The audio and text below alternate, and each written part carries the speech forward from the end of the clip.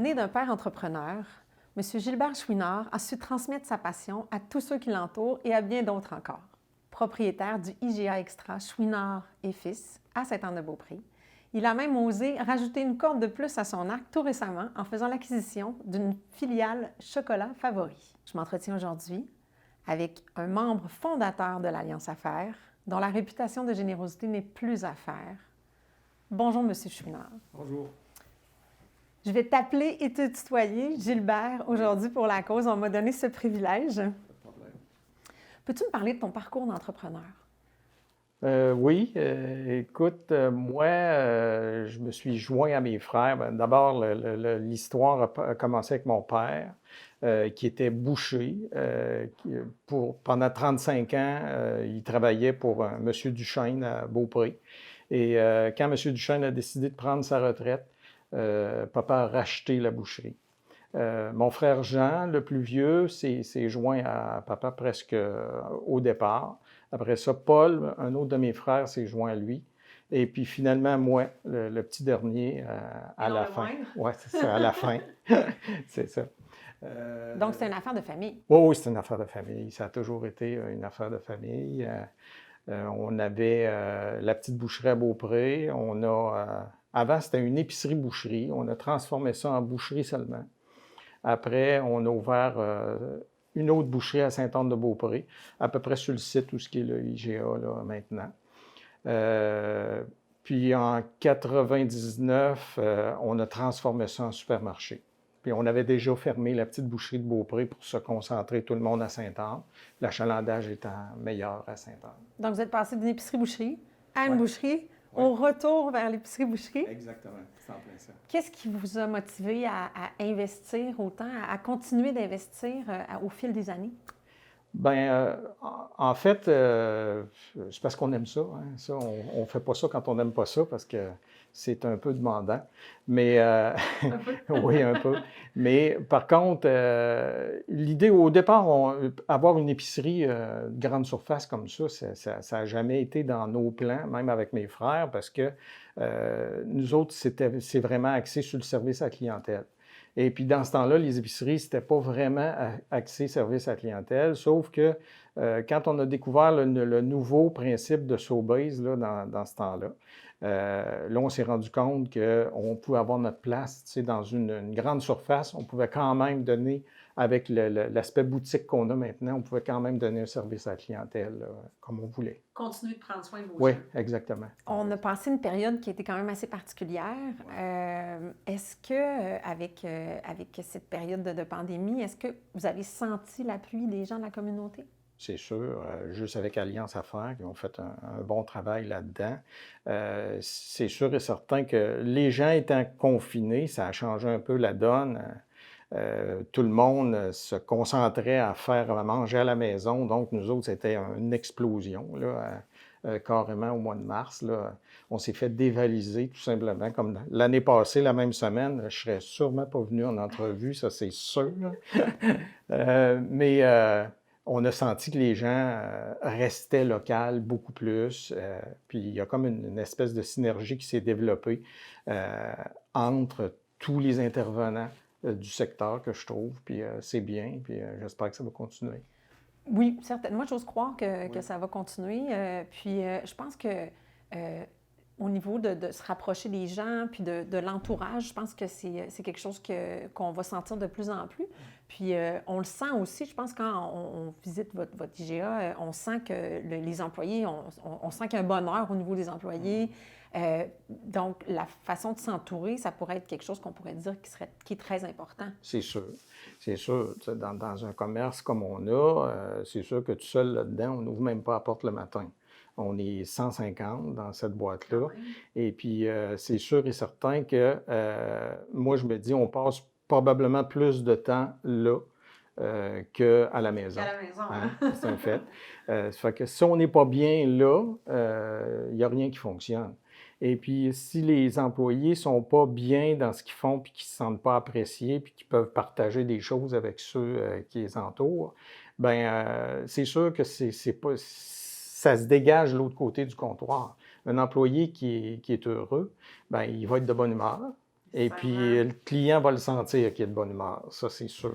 Puis le sourire aux lèvres, ces temps-ci, ça fait du bien aussi. Ben oui, c'est un fait. Même si on ne les voit pas avec nos masques, c'est un peu particulier. Mais par contre, les gens apprécient quand il y a une ambiance, là. Donc, on peut dire que de s'entourer, c'est vraiment important, autant au niveau des affaires que dans notre équipe de travail. À ce moment-là, la main-d'œuvre devient cruciale au sein d'une entreprise.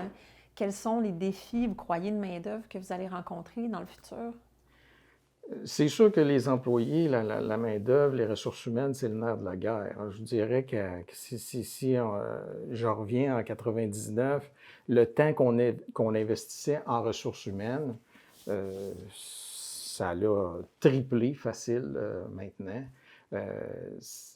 Parce que maintenant, les gens ont le choix. Donc, s'ils peuvent choisir, ben, ils ne peuvent pas venir chez vous. Ça fait que c'est à toi à t'organiser pour que ça soit attrayant pour eux autres à quelque part. T'sais. Donc, autant pour le client qui a le choix de venir, de fréquenter votre magasin, même chose pour l'employé. Même chose pour l'employé. Donc, on peut dire que vous réussissez quand même bien à gérer vos ressources humaines, étant donné que si on peut sentir que les gens ils ont du bonheur à travailler, il y a quelque chose qu'on peut vous lancer ces fleurs-là. Oui, tout à fait. Bien, on travaille fort, fort là-dessus, c'est sûr. Tout le monde ensemble, on travaille fort là-dessus. Parce qu'on a une bonne équipe, un bon noyau, que moi j'appelle, que ça fait quand même plusieurs années qu'on est ensemble. Les gens savent, et puis c'est eux autres qui transmettent ce que nous autres, on leur a donné. Tu sais.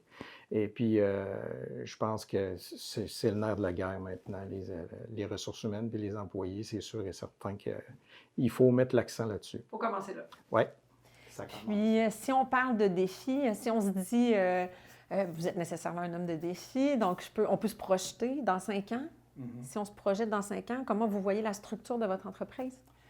Dans 5 ans, ça change tellement vite que c'est difficile de faire des projections.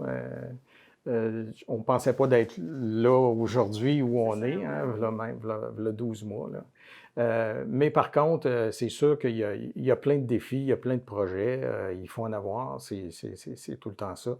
On a des petites rénovations qu'on fait parce que les demandes des clients changent, tout change, le biologique, il y a plein de produits où les catégories explosent, fait qu'il faut se faire de la place. Fait que c'est ce qu'on fait.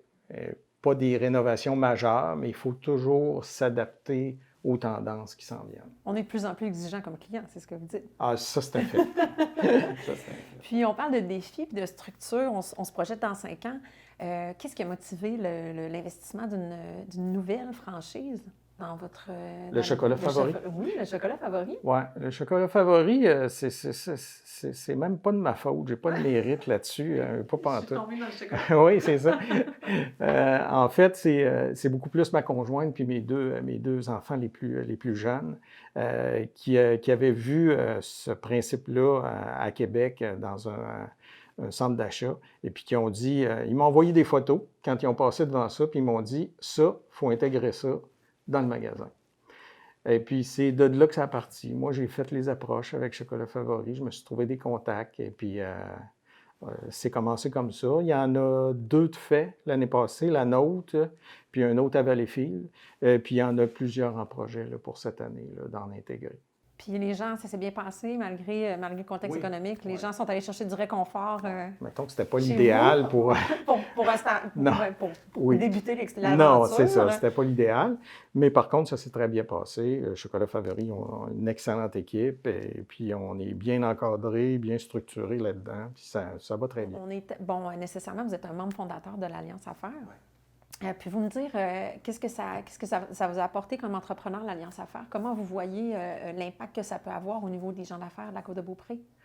Il y avait, en fait, il y en a eu beaucoup d'essais, appelons ça comme ça, qui n'étaient pas vraiment concluants, d'alliances, de regroupements, puis tout ça. Mais cette fois-là, je pense que ça a été vraiment la bonne. Parce qu'on voit le nombre de membres qu'il y a, puis qui augmente toujours. Ça fait toujours, puis c'est toujours le même nerf de la guerre, c'est l'équipe qui fait ça. Hein? Ça fait que c'est les gens qui sont en place qui font que ça se développe bien. Et puis, j'aurais jamais imaginé que ça irait jusque-là. Gilbert, après plus de 40 ans en affaires sur la côte de Beaupré, je pense que votre générosité est connue de tous. Vous avez bien compris que c'est bien de recevoir, mais que de redonner, ça fait encore plus de bien. Qu'est-ce qui vous donne encore cette passion-là pour votre générosité envers les gens de la côte, envers les gens de la communauté? Le principe de base de tout ça, ça a toujours été chez nous que les gens ne sont pas obligés de venir, on se l'a dit tout à l'heure, ils ne sont pas obligés de rentrer chez nous. Ils ont toujours le choix d'aller ailleurs. Donc, s'ils viennent chez nous, c'est parce que à un moment donné, nous autres, il faut redonner ça. Il faut l'apprécier. S'impliquer dans la communauté avec différentes activités, je pense que c'est la meilleure publicité que tu peux te faire. D'ailleurs, chez Sobeys, nous encourage à le faire. Ceux qui réussissent le mieux, c'est parce qu'ils le font. Et puis, l'autre affaire, c'est apprécier les gens autour de nous, s'impliquer dans des projets qui nous motivent, puis les encourager, aider les gens dans le besoin. C'est un plaisir. C'est pas une corvée, c'est un plaisir de faire ça parce que, tu vois des activités qui grandissent. Donc, pour la communauté, c'est bon pour tout le monde. Et puis, quand tu aides des gens, c'est toujours valorisant. Si vous aviez un message à donner aux entrepreneurs qui peut-être sont un peu découragés ou qui sont fébriles à l'idée de se lancer en affaires, qu'est-ce que vous auriez envie de leur dire? En fait, le nerf de la guerre là-dedans, faut qu'il y ait de la passion. Ça, c'est sûr que c'est la base de toute entreprise. Ça prend des gens passionnés pour les pousser, sinon ça ne fonctionnera jamais. Suite à l'année qu'on vient de passer, c'est sûr qu'après une récession, il y a toujours un boom économique. Donc, il faut focusser là-dessus pour les jeunes entrepreneurs, puis se dire, c'est où ma meilleure place là-dedans, puis faut travailler fort. Travailler fort. C'est ça. Donc, c'est un bon moment pour se lancer. Oui. Il n'y en a jamais de vraiment mauvais moments. S'ils sont mauvais en commençant, si on est tenace, ils finissent par tourner avec un bonheur puis un essor, c'est sûr. C'est Gilbert qui l'a dit. Merci beaucoup d'avoir été avec nous. Ça fait plaisir. C'est un plaisir d'avoir le privilège d'essayer de te tutoyer pendant mon entrevue. Merci beaucoup. C'est bien.